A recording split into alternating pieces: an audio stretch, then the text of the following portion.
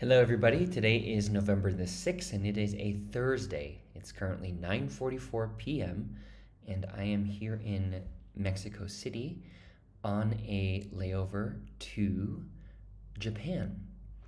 And as many of you will notice, I was just in Oaxaca yesterday, and it's exciting. The energy of movement, the energy of flow, the energy of being in a new place, a little bit uncomfortable because it's not what's exactly the same of the everyday life is happening. It's also a very, very, very full moon, which is often a representation of a cycle completing as well as a cycle beginning. We've kind of fully harnessed this flow until this point that we are at now. And so today, begin each day in a new and better way by reciting the following. This is the beginning of a new day. I have been given this day to use as I will, and what I do today is important because I'm exchanging a new day of my life for it. When tomorrow comes, this day will be gone forever, leaving in its place whatever I have traded for. I will pledge to myself that it shall be for gain, good, and success, in order that I shall not regret the price I paid for this day. My thinking and my attitudes are calm and they're cheerful. I act and feel friendly towards other people. I am tolerant of other people, their shortcomings and mistakes, and I view their actions with the most favorable understanding possible.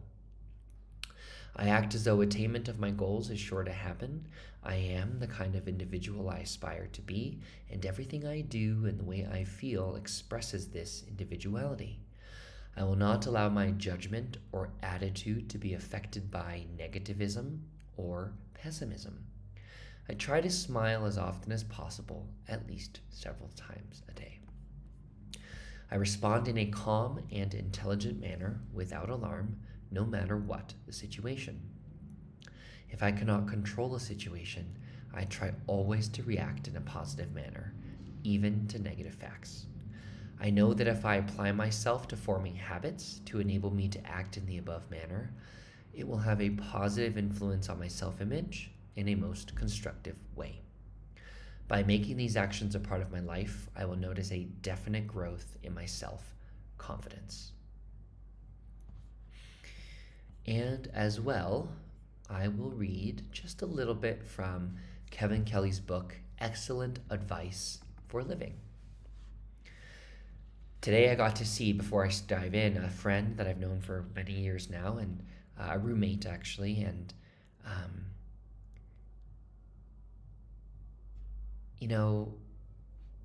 you really want to wish the best for each of the people in your lives, and just a small dinner together, just a moment spent together makes such a big difference.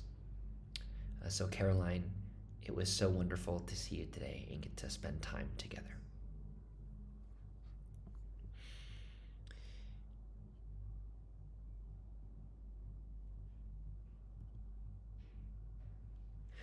Pros make as many mistakes as amateurs. They've just learned how to gracefully recover from their mistakes.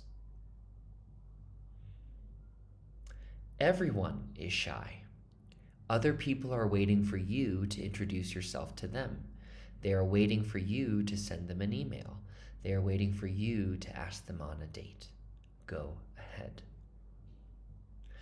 The more you are interested in others, the more interesting they'll find you. To be interesting, be interested.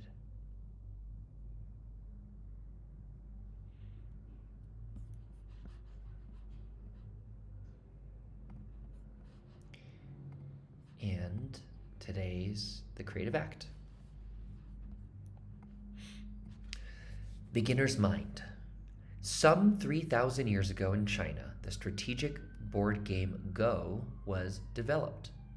Some believe warlords and generals based it on the stones they place on maps to determine their battle plans. Besides being the oldest continually played board game in human history, it is also one of the most complex. In modern times, beating this game became known in the artificial intelligence community as the Holy Grail, since the number of possible configurations on the board is larger than the number of atoms in the universe. It was believed computers didn't have the processing power needed to beat a skilled human player. Rising to the challenge, scientists built an artificial intelligence program called AlphaGo. The program learned to play by teaching itself, studying more than 100,000 past games. It then played against itself over and over until it was ready to challenge the reigning grandmaster of the game. In move 37 of the second match, the machine was faced with a decision that would determine the way the rest of the game would be played. There were two apparent choices to be made. Choice A was the kind of move that would signal the computer was playing a game of offense. Choice B would signal it was playing a defensive game. Instead, the computer decided to make a third move, a move no one steeped in the game had ever made in thousands of years of play. Not a single human player chose move 37, one commentator said. Most thought it was a mistake or simply a bad move. The Grandmaster playing against the machine was so taken aback he stood up and walked out of the room. He eventually returned, not with his usual confident composure, but visibly shaken and frustrated by the experience. In the end, AlphaGo won the game, and that never-been-seen-before move, experts said, was the one that turned the course of the game in favor of the AI. In the end, the computer won 4 out of 5 matches. The Grandmaster permanently retired from competition. Upon first hearing this story, I found myself in tears and confused by this sudden swell of emotion. After further reflection, I realized that the story spoke to the power of purity in the creative act. What was it that allowed a machine to devise a move no one steeped in the game had ever made in thousands of years? It wasn't necessarily its intelligence, it was the fact that the machine learned the game from scratch, with no coach, no human intervention, no lessons based on an expert's past experience.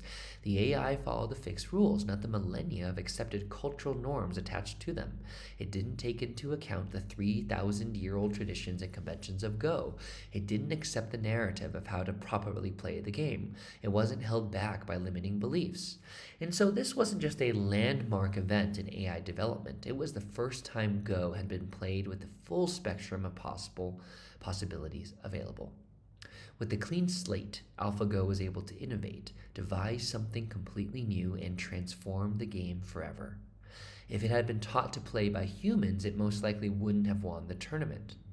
One Go expert commented, "After humanity spent thousands of years improving our tactics, computers tell us that humans are completely wrong. I would go as far as to say not a human has touched the edge of the truth of Go." To see what no human has seen before, to know what no human has known before, to create as no human has created before, it may be necessary to see as if though eyes have never seen, know through a mind that has never thought, create with hands that have never been trained. This is the beginner's mind, one of the most difficult states of being to dwell in for an artist, precisely because it involves letting go of what our experiences have taught us. Beginner's mind is starting from a pure, childlike place of not knowing, living in the moment with as few fixed beliefs as possible. Seeing things for what they are as presented, tuning in to what enlivens us in the moment instead of what we think will work, and making our decisions accordingly. Any preconceived ideas and accepted conventions limit what's possible. We tend to believe that the more we know, the more clearly we see the possibilities available. This is not the case. The impossible only becomes accessible when experience has not taught us limits. Did the computer win because it knew more than the Grandmaster or because it knew less? There's a great power in not knowing. When faced with a challenging task, we may tell ourselves it's too difficult, it's not worth the effort. It's not the way things are done, it's not likely to work, or it's not likely to work for us. If we approach a task with ignorance, it can remove the barricade of knowledge blocking progress. Curiously, not being aware of a challenge may be just what we need to rise to it. Innocence brings forth innovation. A lack of knowledge can create more openings to break new ground. The Ramones thought they were making mainstream bubblegum pop. To most others, the lyrical contents alone about lobotomies, sniffing glue, and pinheads was enough to challenge this assumption. While the band saw themselves as the next Bay City Rollers, they unwittingly invented punk rock and started a countercultural revolution. While the music of the Bay City Rollers had great success in its time, the Ramones' singular take on rock and roll became more popular and influential. Of all the explanations of the Ramones, the most apt may be innovation through ignorance. Experience provides wisdom to draw from, but it tempers the power of naivete. The past can be a teacher offering tried and true methods, familiarity with the standards of the craft, awareness of potential risks, and in some virtuosity.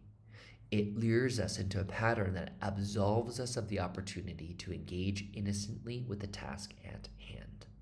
The more ingrained your adopted approach, the harder it is to see past it. Though experience doesn't rule out innovation, it can make it more difficult to access.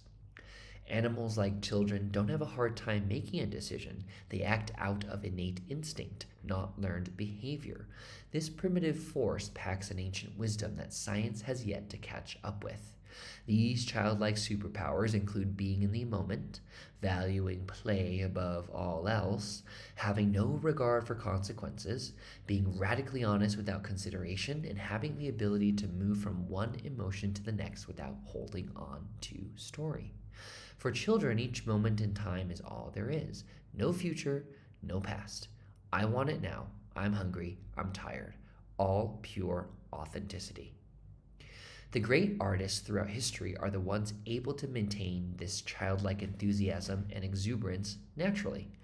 Just as an infant is selfish, they're protective of their art in a way that's not always cooperative. Their needs as a creator comes first, often at the expense of their personal lives and relationships. For one of the most loved singer-songwriters of all time, if inspiration comes through, it takes precedence over other obligations. His friends and family understand that in the middle of a meal, conversation, or event, if a song calls, he'll exit the scene and tend to it without explanation. Accessing childlike spirit in our art and our lives is worth aspiring to. It's simple to do if you haven't accumulated too many fixed habits and thoughts. If you have, it's very difficult, nearly impossible. A child has no set of premises it relies on to make sense of the world. It may serve you to do the same. Any label you assume before sitting down to create, even one as foundational as sculptor, rapper, author, or entrepreneur, could be doing more harm than good. Strip away the labels. Now, how do you see the world? Try to experience everything as if for the first time. If you grew up in a landlocked town that you never left, the first time you traveled and saw the ocean would likely be a dramatic, awe-inspiring experience.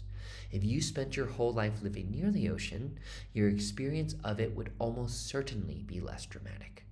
When you see what's present around you, as if for the first time, you start to realize how astonishing it all is. As artists, we aim to live in a way in which we see the extraordinary hidden in the seemingly mundane. Then challenge ourselves to share what we see in a way that allows others a glimpse of this remarkable beauty. Talent is the ability to let ideas manifest themselves through you. This is Philip Chen, and we are magical. I'll see you tomorrow for another reading of our passages, another reading of the inspiration of the day, and another maintenance of what it means to be alive and how I would like to show up each day to every day. Take care.